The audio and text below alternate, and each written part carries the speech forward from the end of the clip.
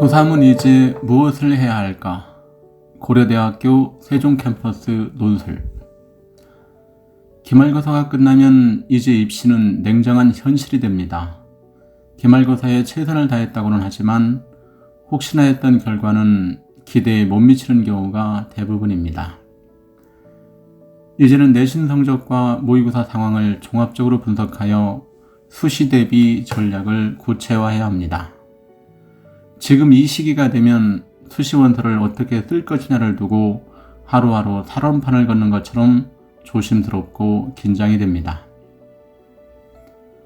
이제 마음을 비우고 현실적인 입시 대안을 찾아야 합니다. 3학년 1학기라고 해서 소홀히 하지 말고 학생부 세부 특기 사항에 남길 수 있는 다양한 요소를 점검해야 합니다. 당장 독서 기록부터 전공에 맞춰 꼼꼼하게 준비해야 합니다. 동아리 활동, 봉사활동 등의 내역도 한 번 더 확인하고 기말고사가 끝난 이 시기에 잠깐만이라도 시도해 볼 수 있는 것은 없는지 생각해 보아야 합니다. 자소서는 아직도 입시 전형에서 매우 중요한 요소입니다. 아직 남아있는 이 시간에 전공에 맞춰 자소서에 무엇을 채워넣을 수 있을지 찾아보아야 합니다.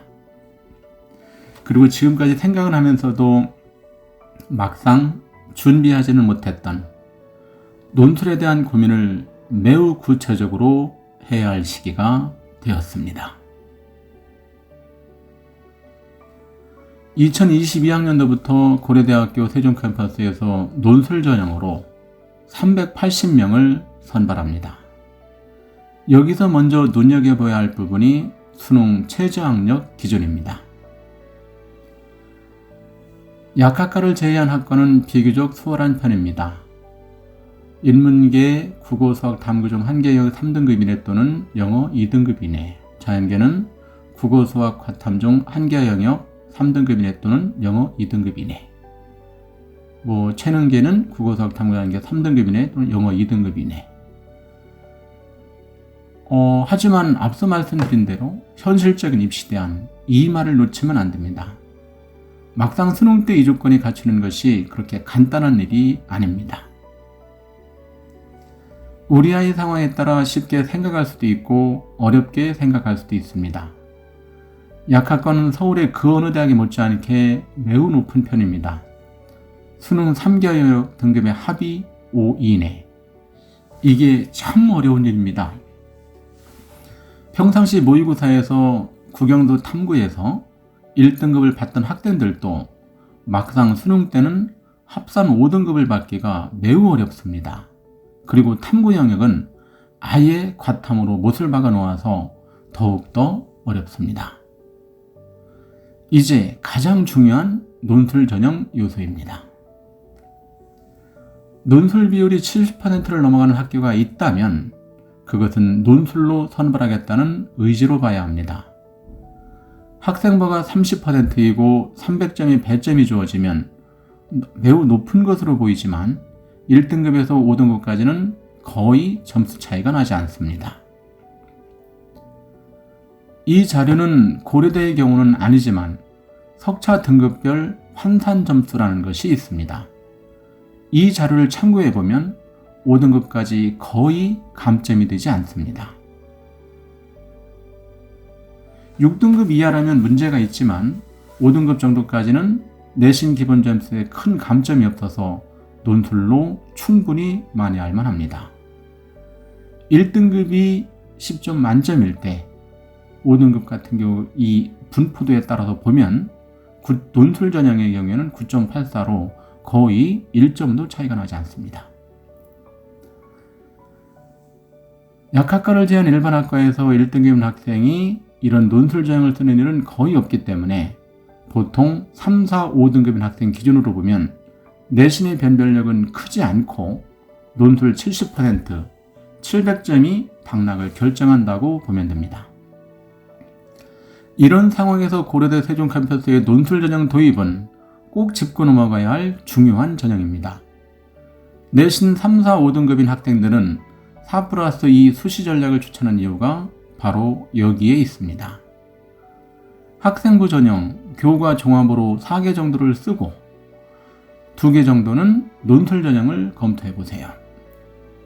이런 상황에서 이번에 논술을 준비하게 되면 국어 비문학 독해 읽기 문제, 영어 독해 후 답지 선택 문제, 사탐, 사회문화, 윤리와 사상, 생활윤리, 법과 정치, 개념 정리 문제 등의 근본적인 어려움을 해결할 수 있습니다.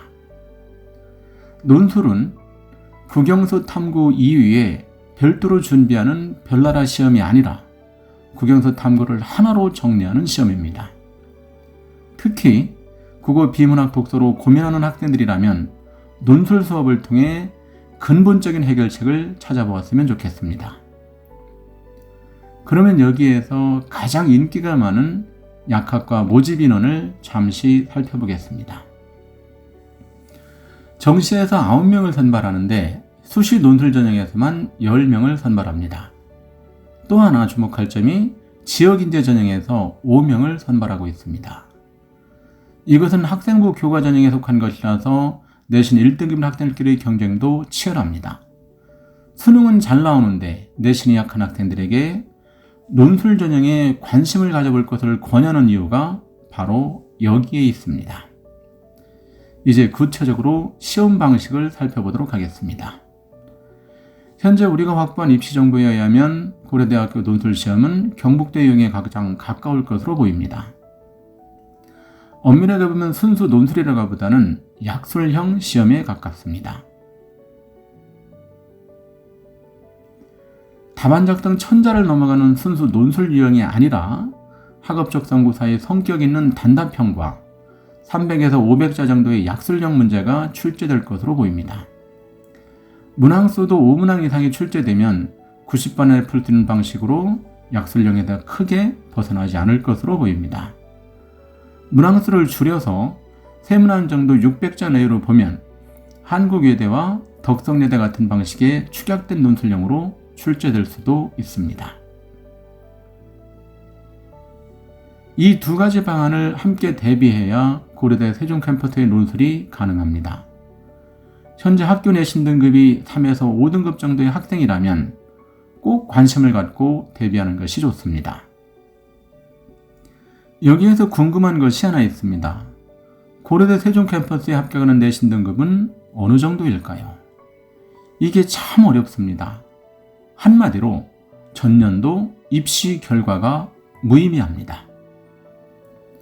2019년 문과를 보면 2등급에서 5등급까지 오고 가는데 대체적으로 3등급이 많습니다.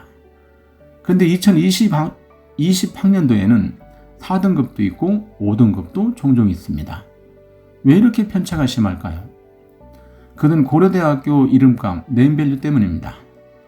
서울 안암 캠퍼스와 당연히 비교는 안 되는데 서울권은 물론이고 전라 경상권에서 보았을 때 고려대 본캠은 못 가면 세종캠이라도 가고 싶다는 수요가 있습니다. 이래서 충청권 사립대 중에서 지원 경쟁률은 항상 1위를 차지하고 있습니다.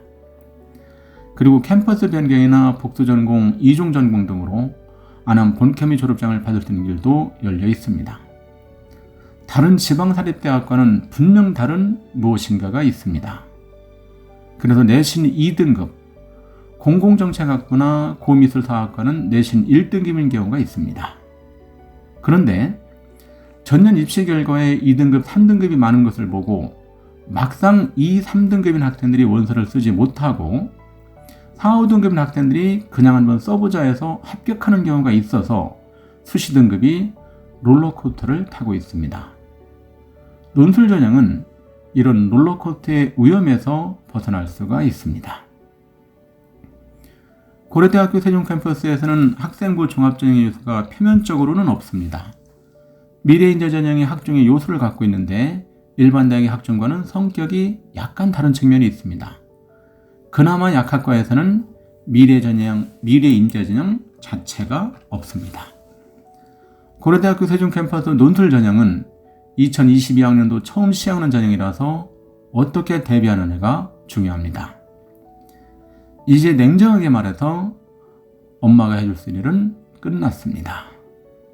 우리 아이의 현재 상황을 정확하게 알고 현실적인 아주 지극히 현실적인 입시 전략을 수립할 때가 되었습니다.